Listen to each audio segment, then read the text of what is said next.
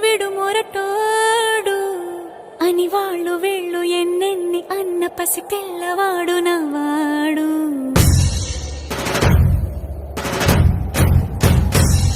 విడు ముండోడు అని ఊరు వాడ అనుకున్న గాని మహారాజు నాకు నవ్వాడు.